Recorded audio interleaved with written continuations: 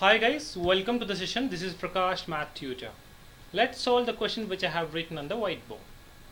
Given Mrs. Goswami deposits rupees 1000 every month in a recurring deposit account for 3 years.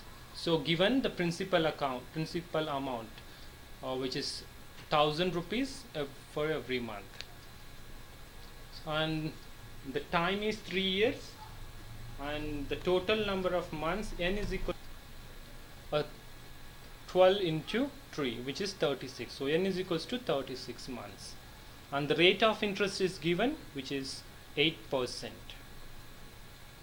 So we need to find the maturity value after 3 years.